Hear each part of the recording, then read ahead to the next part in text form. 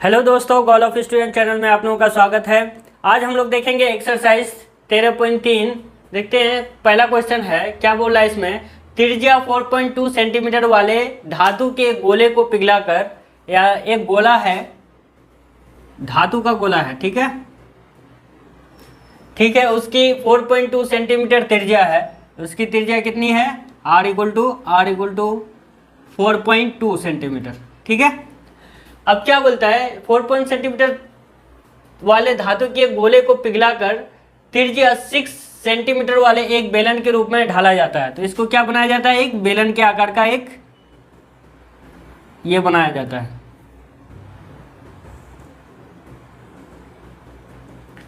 ठीक है। क्या बोलता है, बेलन के रूप में ढाला जाता है, ठीक है। उसके बाद इसकी त्रिज्या कितनी है, इसकी त्रिज्या आपको r इक्वल टू कितना है इसका 6 सेंटीमीटर, ठीक है। उसके बाद बेलन की ऊंचाई ज्ञात करने बोलता है। तो इसकी बेलन की ऊंचाई ये क्या होगी, यही आपको ज्ञात करना है, ठीक है। इक्वल टू व्हाट, ठीक है। बेलन की ऊंचाई ज्ञात करना है। तो पहले लिख लीजिए क्या है, गोले की त्रिज्या कितना दिया हुआ है, उसको r1 मान लेते हैं, क्योंकि इसमें भी त्रिज्या है। कितना होगा, 4.2 सेंटीमीटर, ठीक है, कोई दिक्कत नहीं। उसके बाद बेलन की त्रिज्या r2 मान लेते हैं, इसको इक्वल टू कितना दिया हुआ है, 6 सेंटीमीटर। ये 6 सेंटीमीटर वाले एक बेलन, यानी ये 6 सेंटीमीटर इसका त्रिज्या हो गया, ठीक है। उसके बाद हम लोग को बोलता है कि बेलन की ऊंचाई ज्ञात करने बोलता है। तो आप क्या करेंगे, हम लोग गोले का आयतन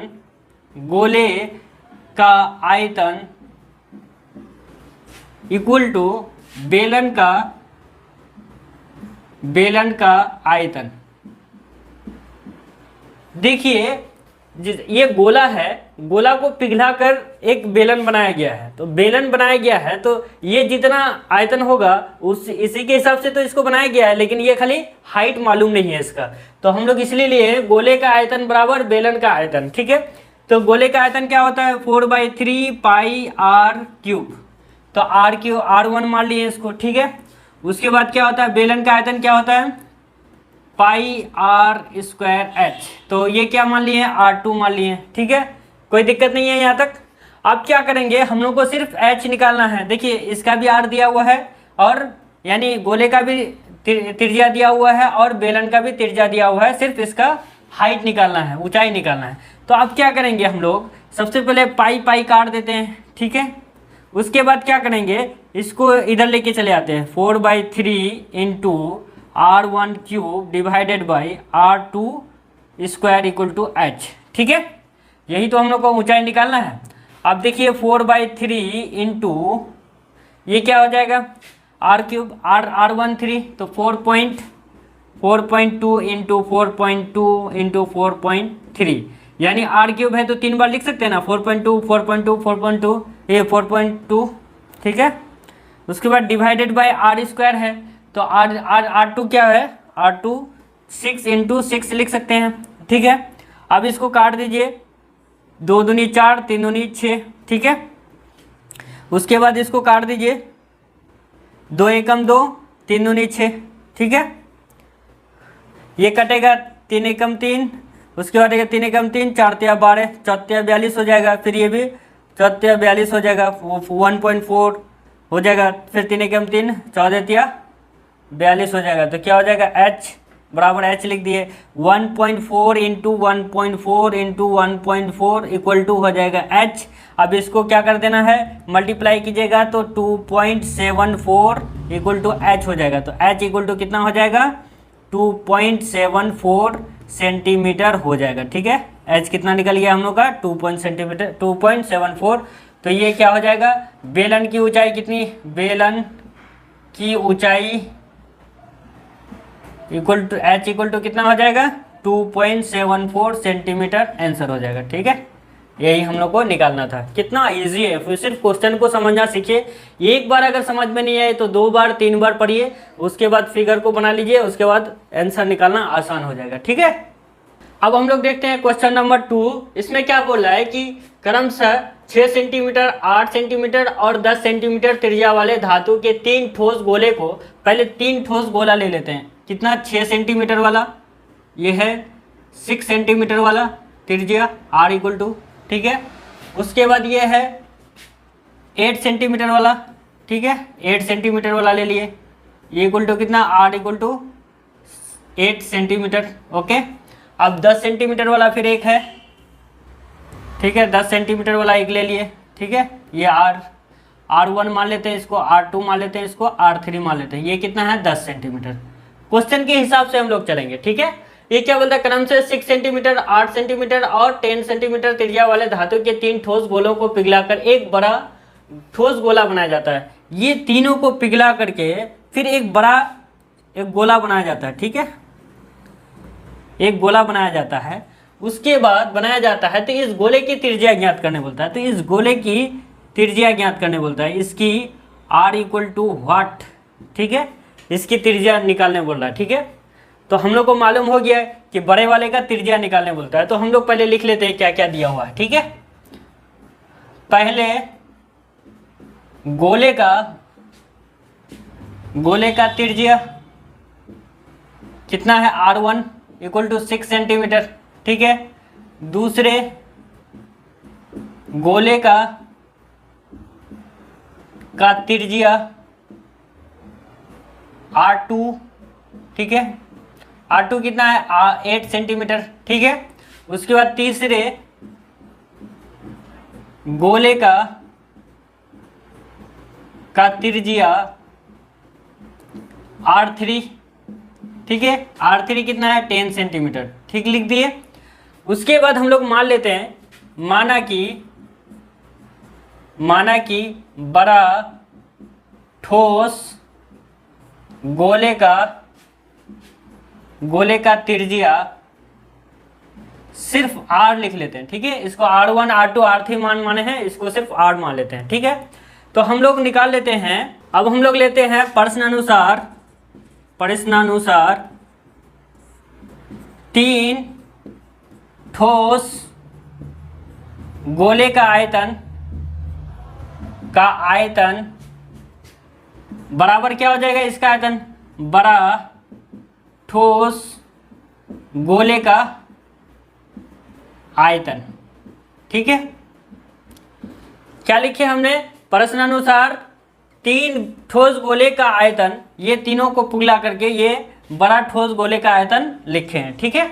ये तीनों को पिघला करके एक बड़ा गोला बनाया गया है, तो वही लिखे हैं। तो अब देखिए, आप क्या लिख दीजिए? तीनों का आयतन लिख दीजिए। तो 4/3 पाई r क्यूब 1, ठीक है, R1 माने थे इसको, प्लस दूसरे का लिख देंगे 4/3 पाई r क्यूब, दूसरे का लिख दिए। उसके बाद 4/3 पाई r क्यूब, ये 3 माने थे, R3 तो R3 लिख दिए, इक्वल टू बड़ा का तो क्या हो जाएगा? 4/3 पाई r क्यूब, सिर्फ r क्यूब लिखे, ठीक है। यहाँ तक तो कोई दिक्कत नहीं है। यहाँ देखिए, आप क्या क्या कॉमन ले लीजिए। पहले 4/3 4/3 4/3 पाई, ठीक है। ये क्या है? 4/3 पाई को कॉमन ले लिए, बचा क्या?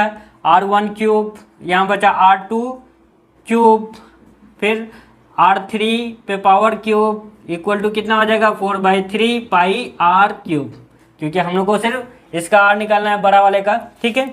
अब देखिए, ये 4/3 और ये 4/3 कट जाएगा ना, और उसके बाद ये नीचे आएगा तो कट जाएगा, 4 पाई और पाई भी कट जाएगा, ठीक है। अब देखिए, R1 क्यूब कितना है? 6, तो ये 6 पे पावर 3 हो जाएगा, ठीक है। उसके बाद ये R2 कितना है? 8, तो 8 पे पावर 3 हो जाएगा, प्लस ये क्या होता है? R3 कितना है? 10, तो 10 टू द पावर 3 हो जाएगा, ठीक है, इक्वल टू कितना हो जाएगा? r क्यूब, ठीक है। अब इसको क्या कीजिए, इसको 3 बार ये करेंगे तो कितना हो जाएगा? 216, ये 8 को 3 बार ये करेंगे तो 512 हो जाएगा, प्लस इसको 3 बार करेंगे तो 3 0 बैठ जाएगा, ओके, इक्वल टू R3 हो जाएगा, ठीक है। उसके बाद इसको जोड़ेंगे तो कितना होगा? 1728 इक्वल टू r क्यूब हो जाएगा, ठीक है। उसके बाद r क्यूब इस बार कर देते हैं तो कितना हो जाएगा? 1728 इक्वल टू r हो जाएगा, ठीक है। उसके बाद r इक्वल टू कितना हो जाएगा? 12, 12 सेंटीमीटर हो जाएगा। ठीक है, ये 12 सेंटीमीटर होगा। तो इसकी त्रिज्या कितनी निकल गई? 12 सेंटीमीटर। ठीक है, तो बड़ा गोले का त्रिज्या कितना हो जाता है? इस गोले की त्रिज्या r = 12। यही आपका आंसर निकालना था। ठीक है, अब हम लोग देखते हैं क्वेश्चन नंबर 3। देखिए, व्यास 7 मीटर वाला 20 और 20 मीटर गहरा एक कुआं खोदा जाता है। कुआं कैसा होता है? देखिए, कुआं एक बेलन के आकार का होता है। ठीक है,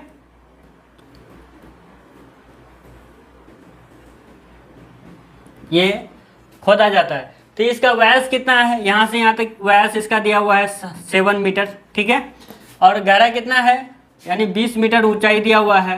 ठीक है, h = कितना दिया हुआ है? 20 मीटर। ठीक है, एकदम क्वेश्चन आराम से पढ़िए, उसके बाद समझ करके लिखिए। ठीक है, 20 मीटर गहरा कुआं खोदा जाता है और इस खोदने से निकली हुई मिट्टी को समान रूप से फैलाकर 22 मीटर इंटू 14 मीटर वाला एक चबूतरा बनाया जाता है। ठीक है, एक चबूतरा बनाया जाता है। ठीक है,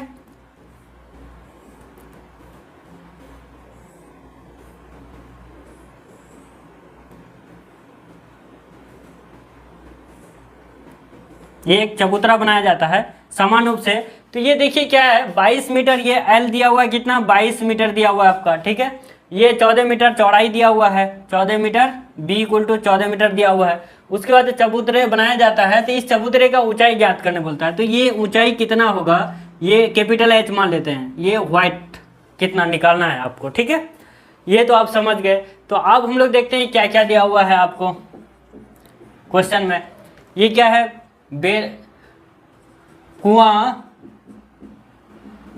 कुआं की त्रिज्या कितना है? r = कितना दिया हुआ है? 7/2। ये व्यास दिया हुआ है तो 7/2 कर दिए। 7/2 ये रहने दीजिए। ठीक है, ये मीटर में है तो मीटर में लिखना है। ठीक है, ये हो गया 7/2 मीटर हो गया। ठीक है, कुएं की ऊंचाई कितना दिया हुआ है? कुआं की ऊंचाई कितना दिया हुआ है? h = कितना है? 20 मीटर दिया हुआ है। ठीक है, लिख लिए। अब हम लोग को चबूतरे का लंबाई कितना दिया हुआ है? लंबाई L = कितना दिया हुआ है?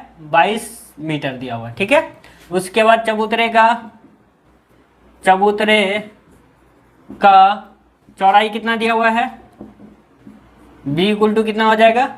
14 मीटर हो गया। तो चबूतरे का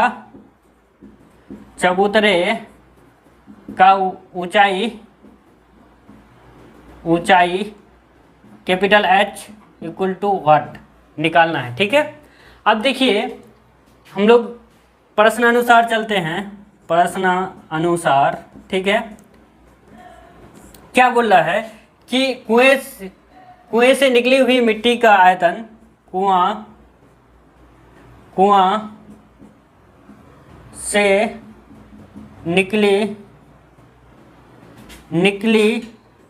हुई मिट्टी का आयतन = क्या हो जाएगा?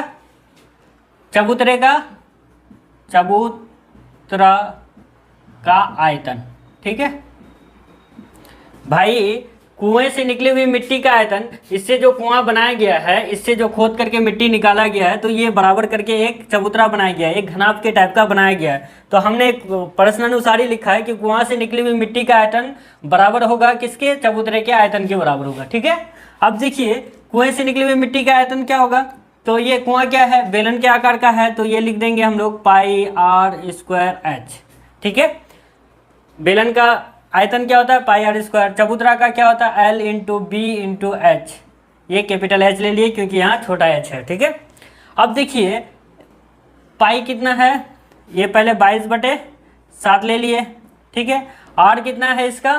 कुआं का 7/2, तो ये 7/2 स्क्वायर कर दिए। ठीक है, h कितना दिया हुआ है इसका? 20 मीटर, तो 20 मीटर लिख लिए बेलन का।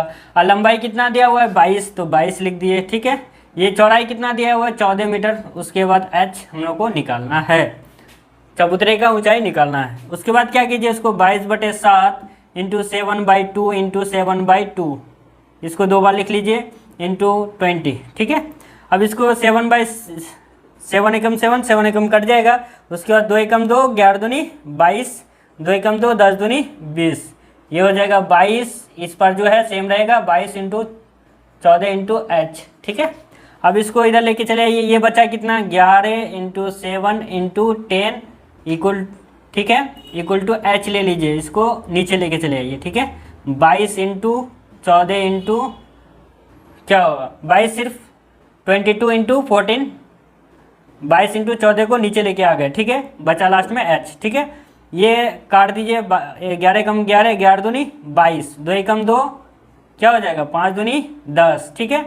7 एकम 7, 7 दूनी 14, ठीक है। ये 7 एकम 7, 11 एकम 11, ये बचा कितना, तो h इक्वल टू कितना हो जाएगा, यहाँ लिख लीजिए h इक्वल टू कितना हो जाएगा 5/2, ठीक है, 2, ठीक है। फिर इसको ये कीजिएगा तो हम लोग का h इक्वल टू कितना हो जाएगा 2.5 मीटर हो जाएगा, ये आपका आंसर हो जाएगा, ठीक है। ये h कितना निकल गया आपका 2.5 मीटर हो जाएगा, ठीक है। अगर वीडियो अच्छी लगी तो लाइक शेयर और सब्सक्राइब जरूर कर दीजिएगा। इससे आगे का क्वेश्चन आगे वाला लेक्चर में देखेंगे हम लोग, ठीक है।